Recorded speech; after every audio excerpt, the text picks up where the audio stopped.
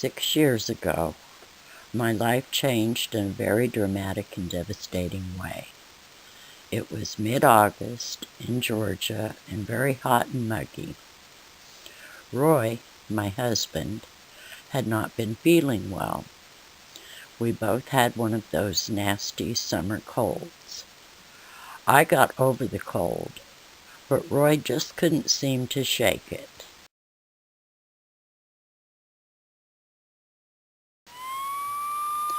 We decided a trip to the emergency room was in order. His immune system had been weakened by all of the anti-rejection medications from his heart transplant 10 years earlier. So we were afraid that the cold had turned into pneumonia. We were not overly concerned. This was just a minor setback after everything else that he had been through over the years.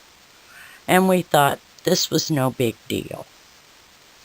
Sure enough, our suspicions seemed to be confirmed.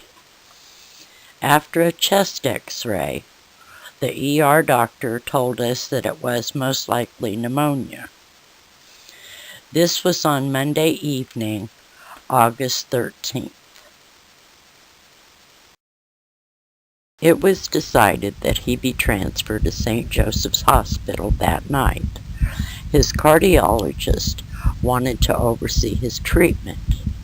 On Tuesday morning, an endoscopy was ordered for Wednesday morning to determine the exact type of pneumonia it was.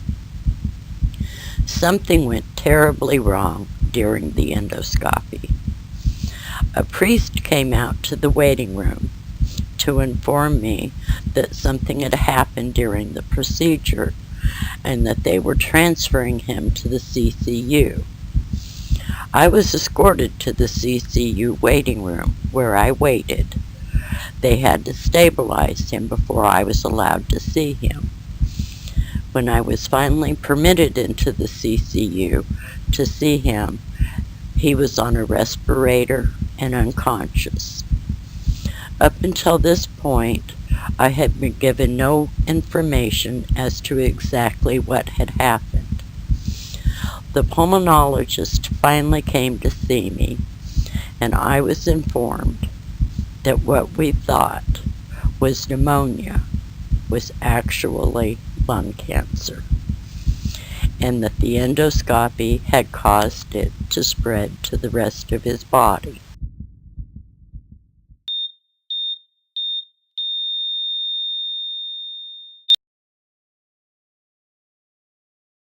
On Friday, August 17th, I was told that he only had a few weeks to live.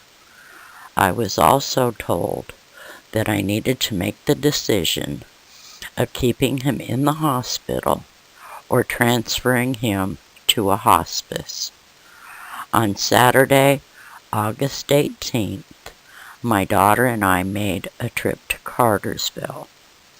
We made the arrangements to have him transferred to the hospice on Sunday morning, August 19th. On Sunday morning, shortly before the hospice arrived to transfer Roy, he passed away. In less than a week, what we thought was no big deal became the worst week of my life. The next several weeks are still kind of a blur.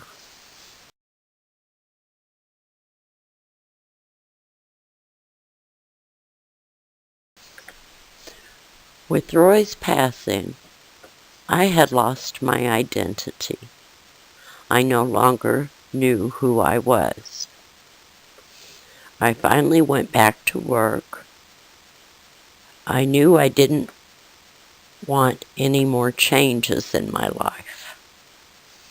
I was content to just go through the motions of everyday life.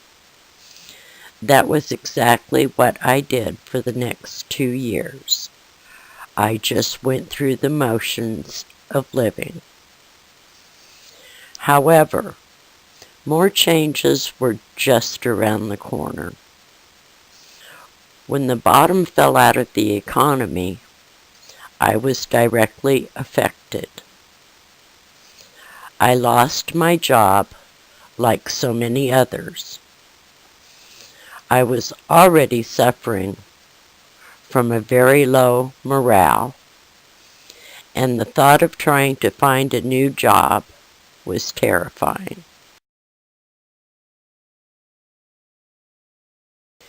I soon discovered that there were no jobs.